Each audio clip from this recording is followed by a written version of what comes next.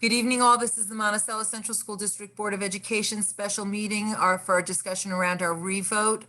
For those of you who are signing in, we welcome you. I just want to remind everybody that this meeting is being recorded and that we do not have any way to have communication for dialogue with the public. So we do ask that if you do have any questions or there's anything that would normally take place during our public session, or during public comment, that you send an email to our board clerk, J. Montez, at k12mcsd.net. That's JMONTES at k12mcsd.net. And we will be happy to be able to answer those questions for you. I also want to let you know that we have via our phone, we have online Mrs. Doherty, so that we have everybody here. Mrs. Sharoff is unable to be with us, and we're still waiting for Mr. Groden to sign in. There might be a problem with the storms, and we're not able to make contact with him. So with that said, I'd like to call the meeting to order. On our agenda, it showed that we had an anticipated move into executive session. That is an error in the agenda. There is no executive session tonight. All of the revote stuff is public comment, public area. So there is no need for us to go into executive session this evening. So with that, I will ask that we all please rise for the pledge to the flag.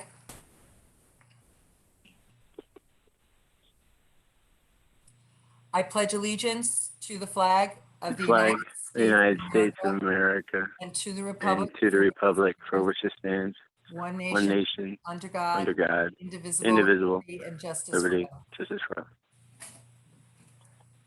Mr. Groden just signed in. I'd like to remind all the board members to please mute their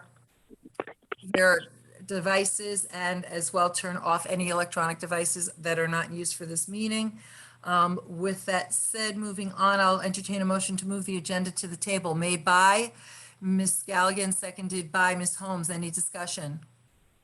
All in favor? Any opposed? Those of you who are on the phone, you need to take yourself off so that we can hear your vote, please. In favor. Thank you. Ms. Doherty, and we also have, here we go. Helen, can you hear us? Ms. Jersey?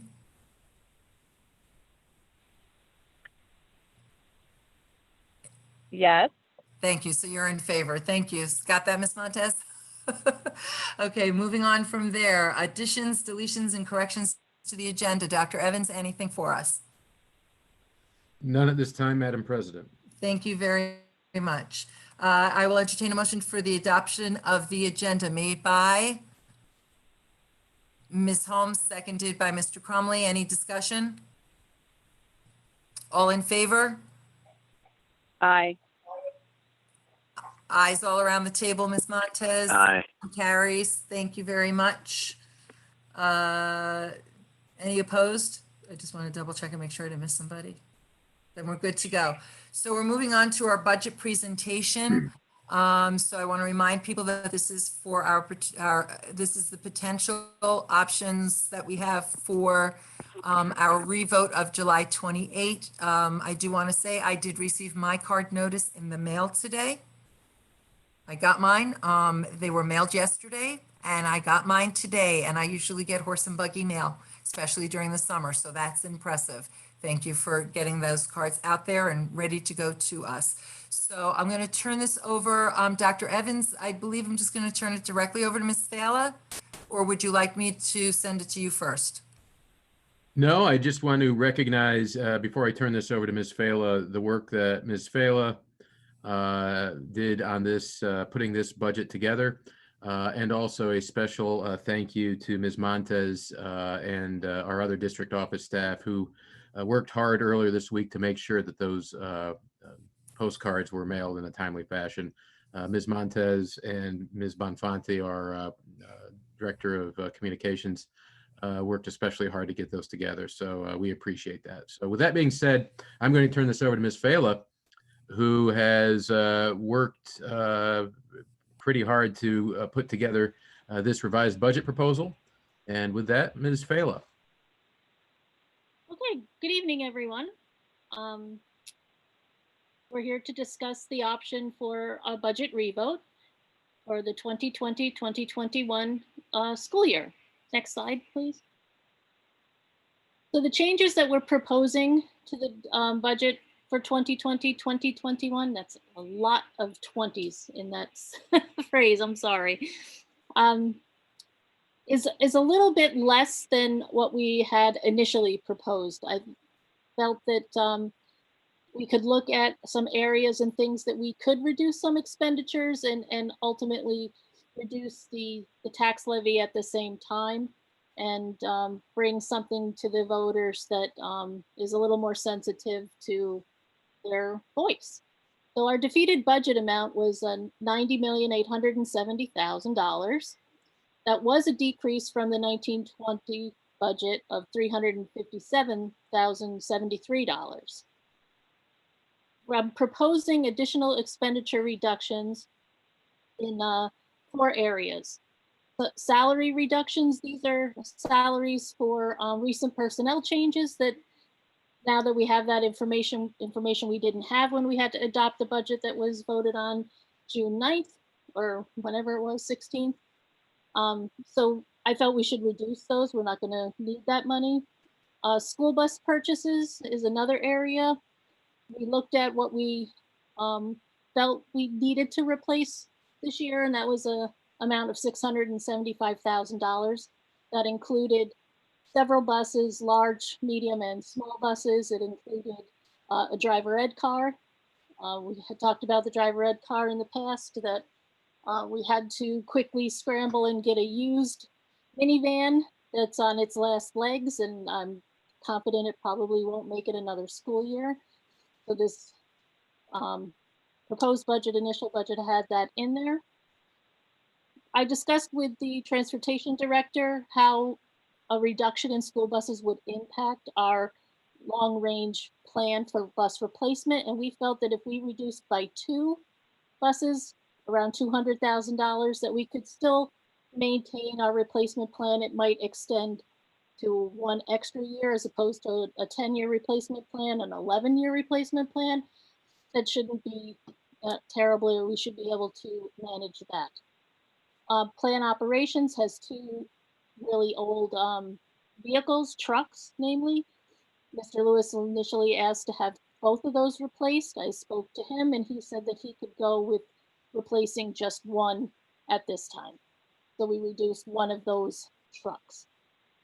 Dr. Marks and I talked about the amount we had in the initial proposal for conferences, and we felt that we could reduce that because the majority of conference expense is the travel.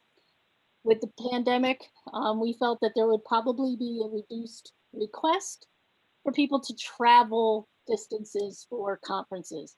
So we're confident that this reduction will still allow people to get all the PD and attend meetings virtually and some in person, but we don't feel that it would have a negative impact by reducing that amount. So the revised 2020-2021 budget proposal is $90,533,025. It's a decrease from the 1920 budget of $694,048, or a 0.76% reduction. Next slide. So like I said initially, that the proposed tax levy for the defeated budget was $44,830,000. That was fairly close to our tax levy cap amount. The reductions that I just spoke about, we'll take directly from the tax levy. So we will reduce our tax levy to $44,493,025. That's 0.75% below the tax levy cap, and it's an increase of 1.12% from the 1920 tax levy. Next slide. So I wanted to just kind of show you where we went from our approved 1920 budget to the initial defeated 2021 budget to the now proposed 2021 budget. And you can see we've made a nice reduction here for the taxpayers. Next slide. And this is one I really wanted to emphasize is the historical tax levy information. We went back several years, and as you can see, we have never levied up to the amount we fully could. It's always been below the tax levy cap. And over the last 6 years, including this 2021 budget, if it's approved, we've under levied about $4.8 million. So the taxpayers haven't paid about $4.8 million of taxes that we could have levied, and we didn't. The change from the prior years, you can see, is the last 3 years has been less than 1%. So we've been very, taxes have been very flat, so to speak. And the bottom graph does show that the 2020-2021 proposed levy is still less overall than the tax levy from the 14-15 budget. And so this newly proposed tax levy is 0.883%, so 0.8% less than what it was 5 years ago, 5 to 6 years ago.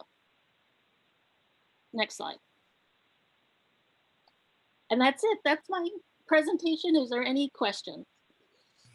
So, Ms. Fela, what I do want to say, so that it's clear to the people who may be listening, there's a misunderstanding of what a tax levy, a tax cap, and all of those numbers are. So I want to put this into layman terms as best as I can.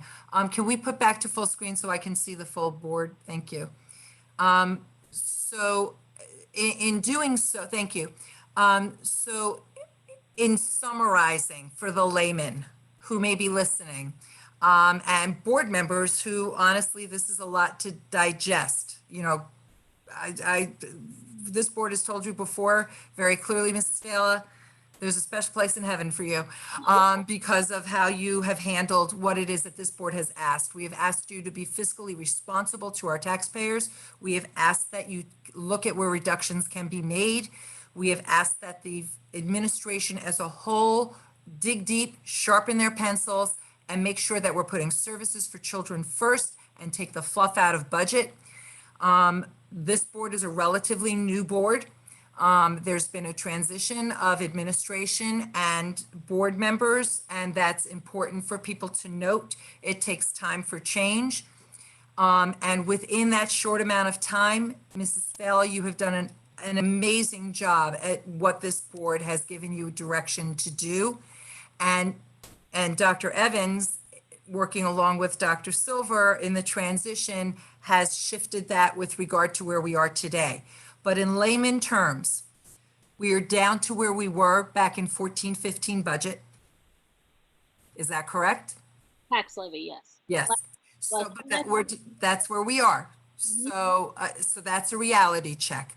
We are a below zero increase from our previous year, Correct. which is the only district, to my knowledge, in Sullivan County, and I think the tri-state, although I haven't polled everybody, I believe we were the only district that came in with a below zero increase from our previous year. So this board was on the first round. On the first round, we were fiscally responsible to the taxpayers in looking at that. So hearing their voices was not so much an issue. We heard them loud and clear because we too are taxpayers. But on the third scenario, you've now taken it down even more.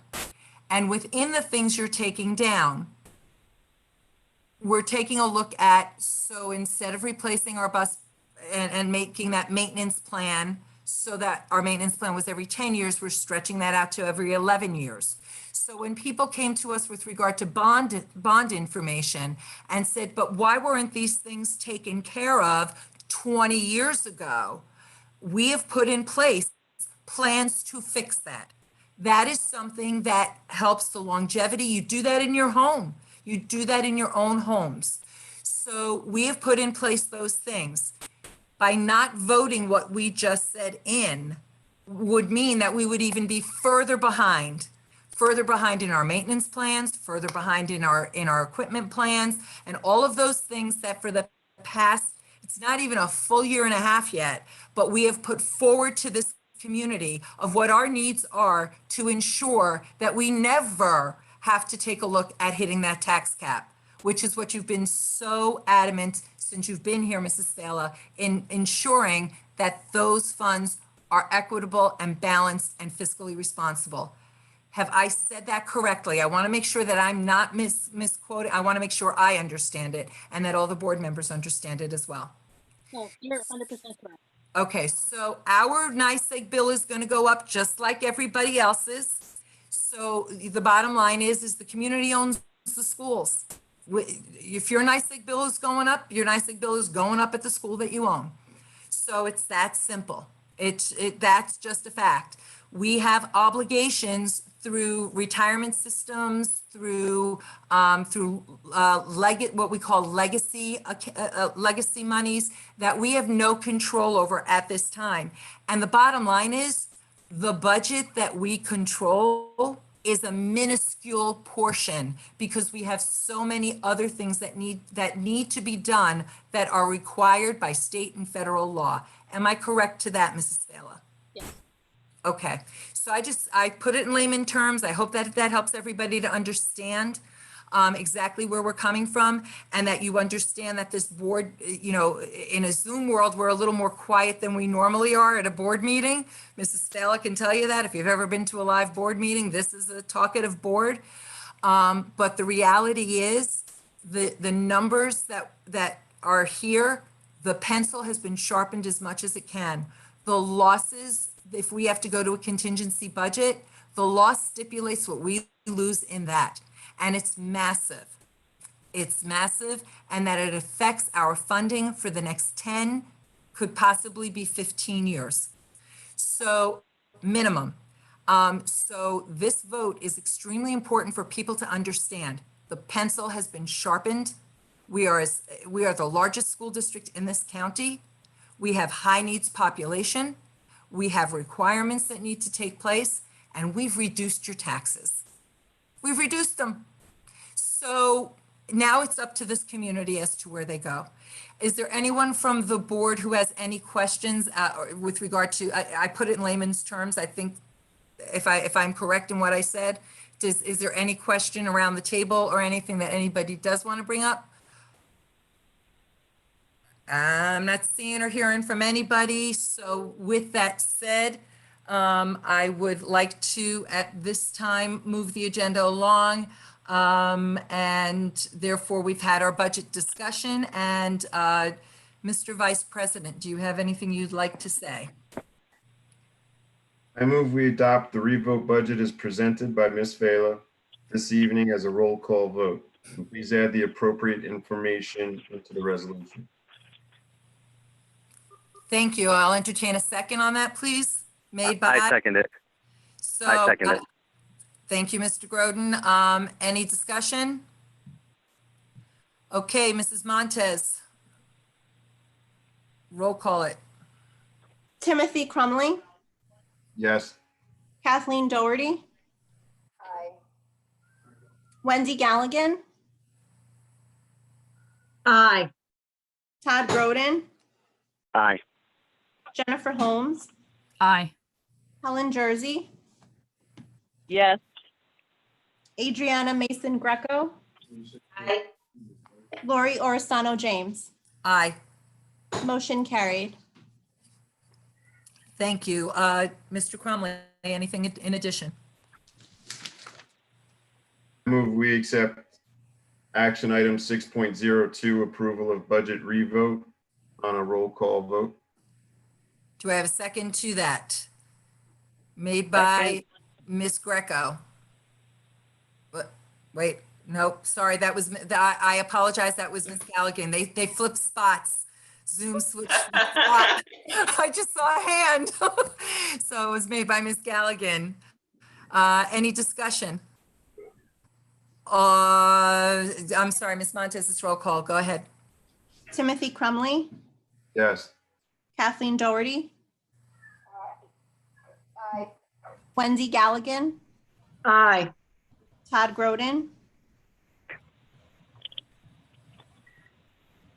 Todd, Yes. Jennifer Holmes, Aye.